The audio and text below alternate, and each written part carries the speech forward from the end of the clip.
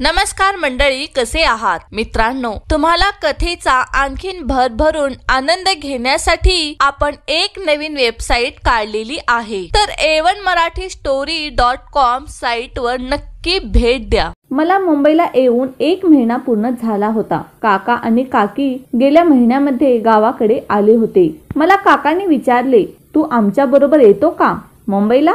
तर मी खूप घाबरलो. आणि आता तुझी 12वी सुद्धा झालेली आहे आणि शहरामध्ये पुढील शिक्षण करत करत तू नोकरी सुद्धा करू शकतो असे म्हणाले. मी आजपर्यंत मुंबईला कधीच गेलो नव्हतो आणि काका आणि काकू गावाकडे आल्यामुळे मला काकूची खूप सवय झाली होती.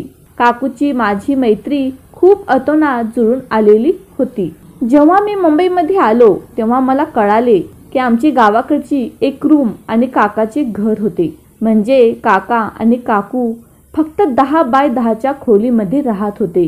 मला खूप नवल वाटले, कारण काका मात्र गावाकडे आल्यावरती खूप श्रीमंत आणि खूप रॉयल राहायचे.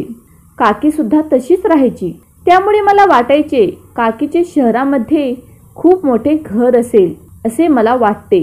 पण आल्यावर कळालं की काका आणि काकी मात्र एक छोट्याशा रूममध्ये राहत होते.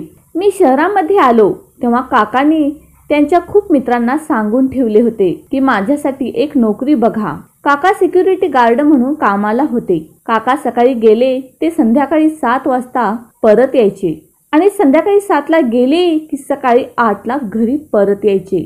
काकाची दिवसपाळी आणि रात्रपाळी ड्युटी होती. जेव्हा मी सुरुवातीला मुंबईमध्ये गेलो तेव्हा काकाची मात्र रात्रीची ड्युटी चालू होती.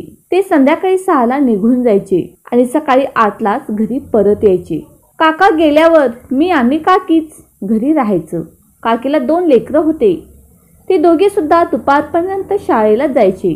मला गावाकडे मात्र सकाळी लवकर उठायची सवय होती. त्यामुळे मला सकाळी 5ला जाग यायची आणि मात्र झोप यायचीच नाही.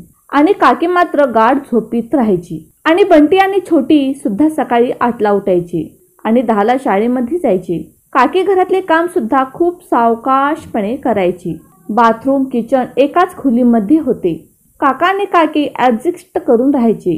दुसऱ्या दिवशी तर मी काकीला म्हणालो. ती हसू लागली आणि म्हणाली, शहरामध्ये असंच असते. गावाकडे बघ किती मोठे घर असतात आणि शहरामध्ये एवढ्याच घरामध्ये राहावं लागतं आणि एवढ्यासाठी 3000 रुपये सुद्धा भाडं द्यावं लागतं. शहरामध्ये खूप महागाई आहे असं काकी म्हणायच्या.